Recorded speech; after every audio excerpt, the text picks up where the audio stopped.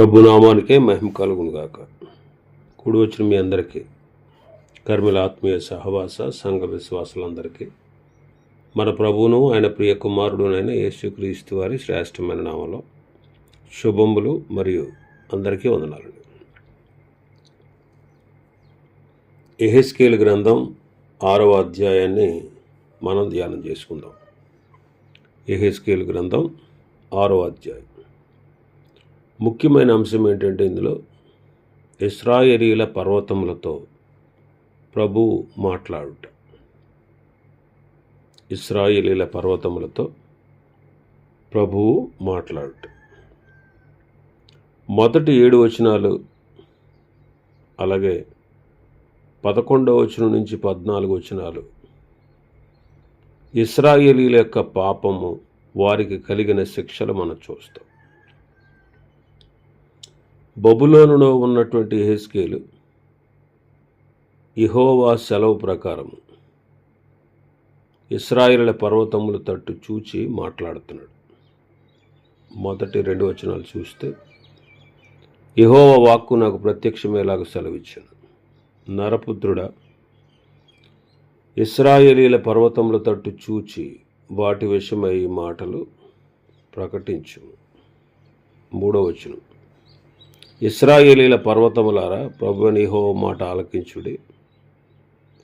పర్వతములతోనూ కొండలతోనూ వాగులతోనూ లోయలతోనూ ప్రభువైన యెహోవా ఎలాగూ సెలవిచ్చుచున్నాడు. ఇదిగో, నేను నిజముగా మీ మీదకి ఖడ్గమును రప్పించి మీ ఉన్నత స్థలములను నాశనము చేసేదను. పర్వతములారా, ప్రభువైన యెహోవా మాట ఆలకించుడి అంటాడు. పర్వతములు దేవుని మాట ఆలకించునా? అవును, ఆలకిస్తాయి. ఆయన వేటితోనైనా సరే మాట్లాడగలడు. ప్రభువు చనిపోయిన వాడితో మాట్లాడినప్పుడు వాడు బ్రతికారు. తుఫానును గర్దించినప్పుడు తుఫాను, సముద్రము 2 మిక్కిలి నిమ్మళమయ్యాయి. మార్కు సువార్తలో చూస్తాం మనం అన్నమాట. మార్కు సువార్త 4వ అధ్యాయం 39వ వచనం నుంచి, అందుకని లేచి గాలిని గద్దించి నిశ్శబ్దమై ఊరకుండుమని సముద్రముతో చెప్పగా గాలి అణిగి మిక్కిలి నిమ్మళమాయను. అప్పుడు ఆయన, మీరెందుకు భయపడుచున్నారు? మీరింకనూ నమ్మిక లేక ఉన్నారా అని వారితో చెప్పాను. వారు మిక్కిలి భయపడి, ఈయన ఎవరో, గాలియు సముద్రమును ఈయనకు లోబడుచున్నవని ఒకడితో ఒకడు చెప్పుకుని. ఇంకా అంతేకాదు, ఆయన మాటకు భయపడిన ఎర్ర సముద్రము, యోర్దాను నది, ఇవి కూడా ఆరిన నేలగా చేయబడ్డాయి. ఆయన మాట ప్రకారమే బండలో నుండి నీళ్లు వచ్చాయి. నిర్గమకాండం 14వ అధ్యాయం 21వ వచనం, మోషే సముద్రం వైపు తన చేయి చాపగా యెహోవా రాత్రి అంతయు బలమైన తూర్పు గాలి చేత సముద్రమును తొలగించి దానిని ఆరిన నేలగా చేసెను. 17వ అధ్యాయం నిర్గమకాండం 6-7 వచనాలు, ఇదిగో, అక్కడ హోరేబులోని బండ మీద నేను నీకు ఎదురుగా నిలిచేదను. నీవా బండను కొట్టగా ప్రజలు త్రాగుటకు దానిలో నుండి నీళ్లు బయలుదేరినని మోషేతో సెలవేయగా, మోషే ఇశ్రాయేలీయుల పెద్దల కన్నుల ఎదుట అట్లు చేశాను.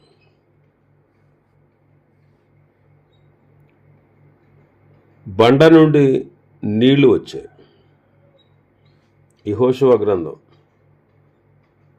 3వ అధ్యాయం 15వ వచనం నుంచి, అప్పుడు ఆ మందసమును మోయువారు యోర్దానులో దిగిన తర్వాత మందసమును మోయు యాజకుల కాళ్ళు నీటి అంచున మునగగానే పైనుండి పారు నీళ్లు బహు దూరమున సారెతాను వద్దనున్న ఆదామన పురమునకు దగ్గర ఏకరాశిగా నిలిచాను. లవణ సముద్రమును అరాబా సముద్రమునకును పారునవి బొత్తిగా ఆపబడను. జనులు ఎరుకో ఎదుటను దాటగా యెహోవా నిబంధన మందసం మోయు యాజకులు యొర్దాను మధ్యను ఆరిన నేలను స్థిరముగా నిలిచిరి. జనులందరూ యొర్దానును దాటుట తుదముట్టు వరకు ఇశ్రాయేలీలందరూ ఆరిన నేల మీద దాటుచూ వచ్చిరి. కాబట్టి ఆయన ఎవరితోనైనా వేటితోనైనా మాట్లాడగలడు. ఆయన సెలవు ప్రకారంగానే సముద్రము తన హద్దులో నిలిచింది. ఇర్మీయా గ్రంథం 5వ అధ్యాయం 22వ వచనం. సముద్రము దాటలేకుండానట్లును దాని తరంగములెంత పొర్లినను అవి ప్రబలలేకయు ఎంత ఘోషించినను దాన్ని దాటలేకయు ఉండునట్లును నిత్య నిర్ణయము చేత దానికి ఇసుకను సరిహద్దుగా నియమించిన నాకు మీరు భయపడరా? నా సన్నిధిని వణకరా? ఇదే యెహోవా వాక్కు. ఆయన సెలవు ప్రకారమే సముద్రము హద్దులో నిలిచింది. కాబట్టి ఆయన వేటితోనైనా మాట్లాడగలడు. యెషయా గ్రంథం 1వ అధ్యాయం 1-2 వచనాలు చూస్తే 2వ వచనం, యెహోవా మాట్లాడుచున్నాడు. ఆకాశమా ఆలకించుము, భూమి చెవియొగ్గుము. నేను పిల్లలను పెంచి గొప్పవారినిగా చేసి తిని వారు నా మీద తిరుగుబడి ఉన్నారు. ఇక్కడ సర్వశక్తి సంపన్నుడు దేవుడు ఆయన మాట్లాడుతూ ఉన్నాడు ఆకాశంతో భూమితో. ఇక్కడ మన భాగంలో పర్వతములతో మాట్లాడుతున్నాడు. ఏమని మాట్లాడుతున్నారు? 3వ వచనంలో, ప్రభువుకు యెహోవా మాట ఆలకించుము. ఇదిగో నేను నిజముగా మీ మీదకి ఖడ్గమును రప్పించి మీ ఉన్నత స్థలములను నాశనము చేసేదను.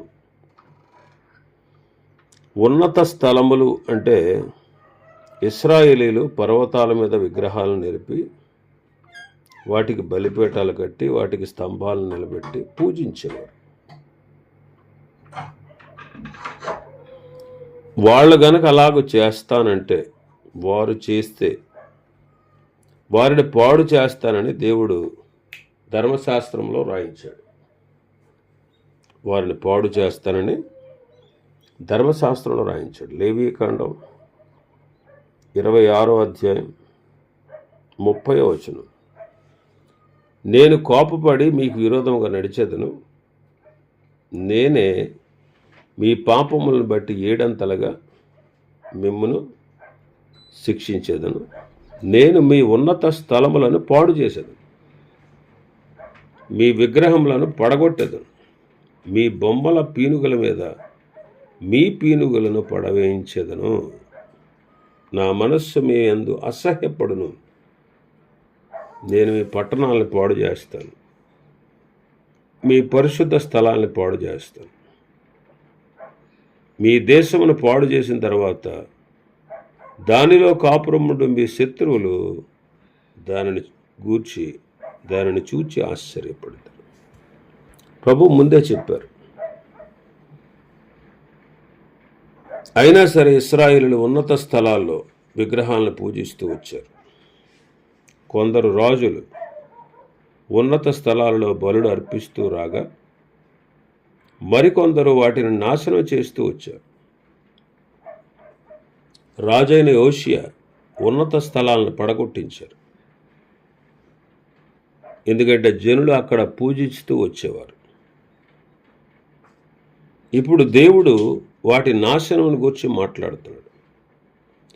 పర్వతములతో మాట్లాడుట అంటే ఏంటంటే, పర్వతముల మీద వారు పూజిస్తూ ఉన్నటువంటి వాటి గూర్చిన విషయాన్ని చెప్తున్నాడు. దేవుడు లోకమును ఎంతో ప్రేమించెను అని ఉంటుంది. అంటే లోకం అంటే ఏంటి? లోకములో ఉన్న ప్రతి వ్యక్తిని ప్రేమిస్తున్నారు అని దీని భావం. లోకంలో ఉన్న ప్రతి వ్యక్తిని ప్రేమిస్తున్నారు, అది దాని భావం. అద్వితీయ కుమారునిగా పుట్టినవాని యందు విశ్వాసం ఉంచు ప్రతివాడు నశింపక నిత్య జీవం పొందవలనని దేవుడు ఆయన అనుగ్రహించాడు. అలాగే ఇక్కడ పర్వతాల మీద పూజిస్తున్న ప్రజలతోనే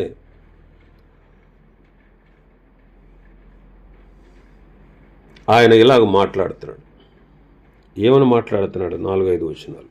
మీ బలిపీఠములు పాడైపోతాయి, సూర్య దేవతకు నిలిపిన స్తంభములు చిన్నాభిన్నములు అవుతాయి.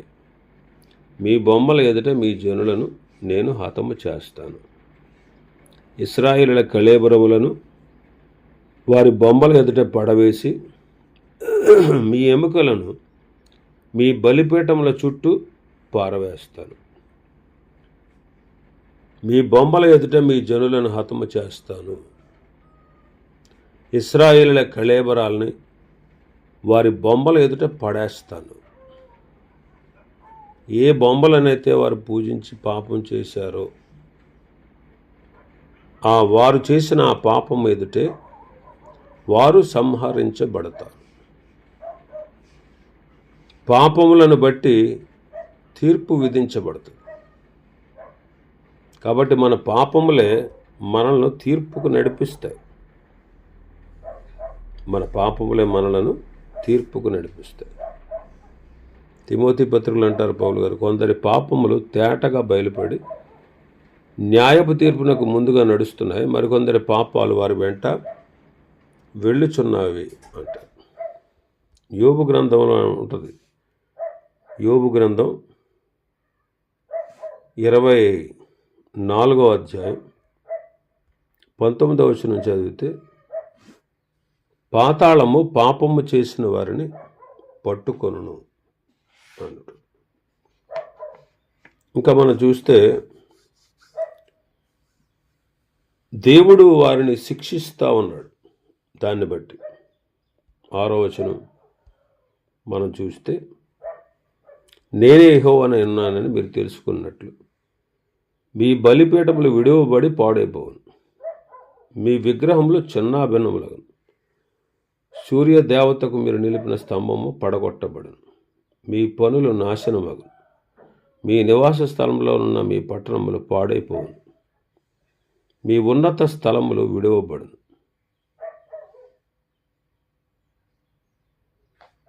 ఇంకా 7వ వచనం, మీ జనులు హతులై కూలుదురు. ఇంకా మనం చూస్తే 13-14 వచనాలు, తమ విగ్రహముల మధ్యను తాము కట్టిన బలిపీఠముల చుట్టూను ఎత్తైన కొండలన్నిటి మీదను సకల పర్వతముల నడికొప్పుల మీదను పచ్చని చెట్లన్నిటి కిందను పుష్టిపారిన మస్తక వృక్షములన్నిటి క్రిందను తమ విగ్రహములన్నిటికీ పరిమళదోప వేసిన చోటులన్నిటిలోనూ పడి వారి జనులు హతులయ్యుండు కాలమున నేనే యెహోవానై ఉన్నానని మీరు తెలుసుకొందురు. నేను వారికి విరోధినై వారు నివసించు స్థలములన్నిటిలో వారి దేశమును దెబ్లాతు అరణ్యము కంటే మరి నిర్జనముగా పాడుగాను చేయగా నేనే యెహోవానై ఉన్నానని వారు తెలుసుకొందురు అంటారు. దేవుడు శిక్షించుట ద్వారా వాళ్ళు తెలుసుకోవాలి. దేవుడు వారి పాపాలను బట్టి వారి శిక్షిస్తాడని వారు గ్రహించాలి. యోసేపు యొక్క అన్నలు, యోసేపు ఐగుప్తు దేశంలో పరిపాలిస్తూ ఉన్నప్పుడు ధాన్యము కొనుగోలు చేయడానికి వచ్చినప్పుడు వారి అన్నలను బంధించాడు 3 దినాలు. వారు తమ తప్పును గ్రహించేటట్లుగా చేయడం కొరకే, వారిని బంధించాడనమాట. వారిని బంధించాడు, 3 దినాలు చెరసాల్లో వేశాడు. దేవుడు కూడా మనల్ని శిక్షించేది మన మేలు కొరకు. ఆ శిక్షలోనే మనం దేవునికి మొరపెట్టి దేవునికి విధేయులమవుతాం. దేవునికి విధేయులమవుతాం. ఇంకా మనం చూస్తే 11వ వచనంలో చూస్తే ప్రభువుని యెహోవా సెలవిచ్చినదేమనగా, నీ చేతులు చరిచి నేల తన్ని ఇశ్రాయేలీయుల దుష్టమైన హేయకృత్యములను బట్టి అయ్యో అని అంగలార్చును. ఖడ్గము చేతను, క్షామము చేతను, తెగులు చేతను వారు కూలుదురు. చేతులు చరుచుట, నేల తన్నుట, అయ్యో అని అంగలార్చుట ఇక్కడ మనం చూస్తున్నాం. ఇశ్రాయేలీయుల మీదకి రానయ్యున్న నాశనాన్ని గురించి ప్రవక్త అంగలారుస్తున్నాడు. ఇర్మియా కూడా అలాగే అంగలార్చాడు. నిజమైన భక్తులందరూ కూడా నశించిపోతున్న ఆత్మల విషయంలో బహు దుఃఖముతో, మనోవేదనతో ప్రార్థించి పనిచేశారు. పౌలు గారు తన స్వజనుల కోసం ఎంతో బాధపడ్డాడు. వారు రక్షణ పొందాలని నా హృదయాభిలాష అంటాడు. ఇశ్రాయేలు రక్షణ పొందాలి. అలాగే సంఘముల గురించిన చింత ఉంది ఆయనకి. ఈనాడు ఇంకా నశించిపోతున్న ఆత్మల గురించిన చింత కూడా ఉంది. కాబట్టి మనం కూడా నశించు ఆత్మల కొరకు వేదనతో, భారంతో పనిచేయాలి. సంఘముల యొక్క క్షేమం కొరకు కూడా ప్రార్థన చేయాలి. అలాంటి వేదన, భారంతో చేసిన ప్రార్థన, సేవ దైవ చిత్తానుసారంగా ఉంటుంది, ఫలభరితంగా ఉంటుంది. కానీ 6వ వచనం నుంచి 10వ వచనం వరకు మనం చూస్తే, 6వ వచనం నుంచి 8వ వచనం నుంచి 10వ వచనం వరకు చూస్తే, అయినను మీరు ఆయా దేశముల్లో చెదరపోయినప్పుడు ఖడ్గము తప్పించుకుని కొందరిని నేను మీలో శేషముగా అన్ని జనుల మధ్య ఉండనిస్తాను. మరియు నన్ను విసర్జించిన వారి విశ్వాసఘాతకమైన వ్యభిచార మనస్సును, విగ్రహములను అనుసరించిన వ్యభిచార దృష్టిని నేను మార్చి నా తట్టు తిరగజేయగా, చెరపట్టబడిన వారే శేషించిన వారు అన్ని జనుల మధ్య నన్ను జ్ఞాపం చేసుకుని తాము అనుసరించిన హేయకృత్యములన్నిటిని బట్టి తాము చేసిన దుష్క్రియలను కనుగొని తమ్మును తామే అసహించుకుంది. నేను యెహోవానని వారు తెలుసుకుంది. ఈ కీడు వారికి చేసేదనని నేను చెప్పిన మాట వ్యర్థము కాదు. ప్రవక్త ఇశ్రాయేలీయుల పాపాన్ని గురించి ఇలాంటి మాటలు పలికినప్పుడు అదే సమయంలో నిరీక్షణతో కూడినటువంటి మాటలు కూడా పలుకుతూ ఉన్నాడు. మీలో కొందరిని శేషముగా అన్యుల మధ్యలోనే ఉండనిస్తాను. ఇశ్రాయేలీయులు సముద్రపు ఇసుక వలె ఉన్నా సరే ఆయన సంరక్షిస్తాడు. వారు చెరలోనికి వెళ్ళినను తిరిగి వచ్చేది వారు శేషమే. అలాగే అంత్య దినాల్లో కూడా రక్షించబడేవారు శేషమే. ఈనాడు కూడా అలాగే జరుగుతూ ఉంది. ప్రయాసపడి భారం మోసుకునిచున్న సమస్త జనులారా నా యొద్దకు రండి, నేను మీకు విశ్రాంతి కలుగజేస్తానని ప్రభు చెప్పారు. అందరినీ ఆహ్వానిస్తున్నారు. కానీ రక్షించబడుచున్నది మాత్రం కొద్దిమంది. రక్షించబడిన వారు ధన్యులు. వారు అగ్ని నుంచి తప్పించుకుంటారు, పరలోకంలో చేర్చబడతారు. ఇక్కడ అంటారు ఆయన, వారు విగ్రహాలను అనుసరిస్తూ వచ్చినటువంటి ఆ వ్యభిచార దృష్టిని నేను మారుస్తాను. నా తట్టు వారిని తిరిగేటట్లు చేస్తాను.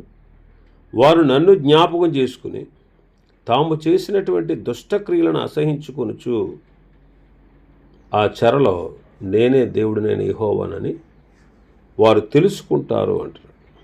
కాబట్టి దేవుడు మనస్సులను మార్చేవాడు, జీవితాలను మార్చేవాడు.